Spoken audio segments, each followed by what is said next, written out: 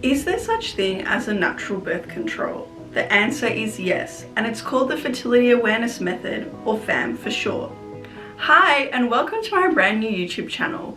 My name is Jess Jadbitsky. Yes, I know it's a tricky one, but just Jess is fine. Since I began chatting with Jess in 2019, I've been on a journey on how I can share more about FAM online, and this is why I decided to start this YouTube channel. I want to give power back to menstruators and menstruators-to-be to ensure that everyone knows that there is an option to have a non-hormonal birth control. I want you to have options, and I want you to know that synthetic hormones aren't the only thing that is going to prevent a pregnancy. Chatting with Jess stands for education, awareness, and a sense of community, where you can come to feel supported, encouraged, safe, and secure. Today, I want to explain what the Fertility Awareness Method is. Fertility awareness involves you charting your biomarkers to determine when you are fertile and when you are non-fertile in your menstrual cycle. This involves either charting in an app or on a paper chart and using your preferred thermometer. It's one of the best ways to learn about your body. Hello, body literacy!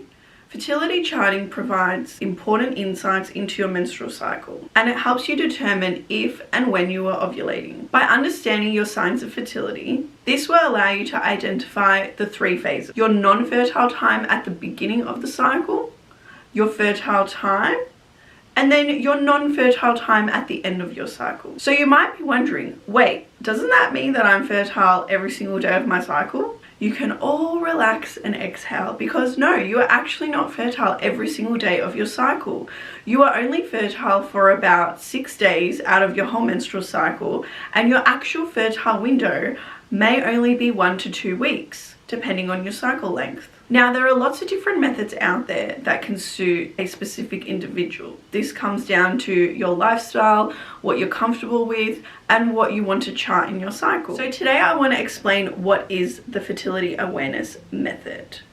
Or sometimes you might hear fertility awareness based methods, and this is all just an umbrella term for all the various methods that go under the Fertility Awareness Method.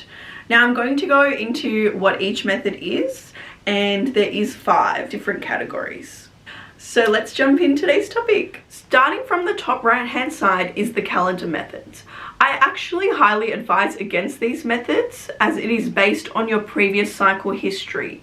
What these methods do is it calculates your fertile window based on how long or short all your previous cycles were, and then this will determine when you are fertile. Now, if you have irregular cycles, or you don't ovulate on the exact same day of every cycle, which most of the women don't, this can easily cause an unplanned pregnancy when you're relying on previous cycles to determine when you are fertile. So these methods include the rhythm method, which is probably what your grandmother used back in the day to get pregnant. And then there's standard days and the cycle beads. Next is temperature only methods.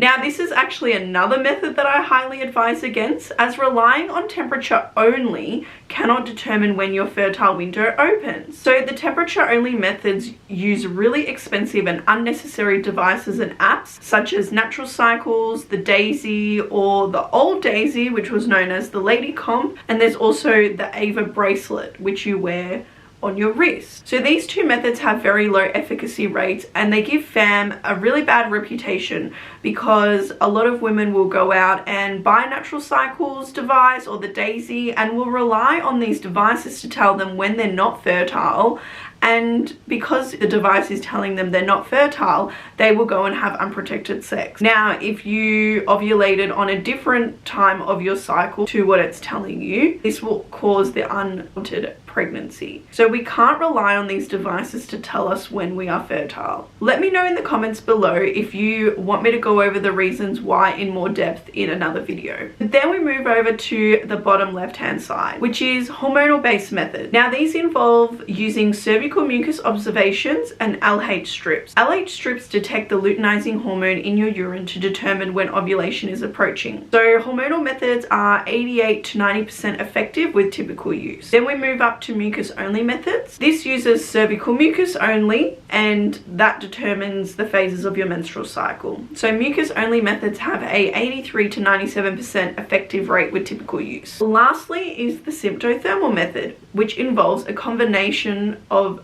both cervical mucus and basal body temperature, and also uses calculation rules to determine the opening and closing of your fertile window. These three methods on the left hand side are really well studied and have really high effective rates versus the right hand side. So if you are looking for a fertility awareness method, I would investigate any of these three types of methods, and I've listed the different types of methods under each category you can see here. Have a Google search of these, find an instructor that teaches a method that you might be interested in, reach out to them, have a one-on-one conversation and explain your situation, explain your lifestyle and your history, and they will be able to tell you if this method will be suitable for you.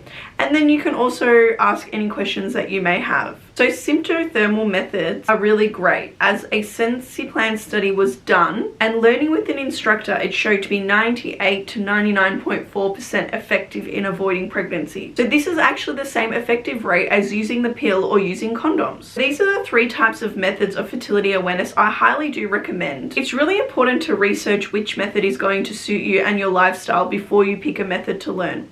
It's also common amongst charters to start off with one method and then realize that it's not suitable for them anymore and decide to switch to learning a different method. As hormonal changes in your life can determine which method you use, such as have you recently come off hormonal birth control, did you just recently start menstruating, or are you breastfeeding or perimenopausal? These will all determine which method you choose and what is going to be suitable for you at the time. Different methods can be better accommodating for any of these hormonal changes in our life too. So let's talk about the symptothermal method that I have been using for 5 years now, and I've been teaching it for 2. I trained with the Natural Family Planning Teachers Association, or NFPTA for short, which is based in the UK. The sympto part stands for observing your cervical mucus, so the symptoms that you're getting from this cervical mucus that you're observing, and the thermal part stands for taking your core basal body temperature and looking at the thermal shift that's happening on your chart. There's also an optional third check you can use, which is checking your cervix height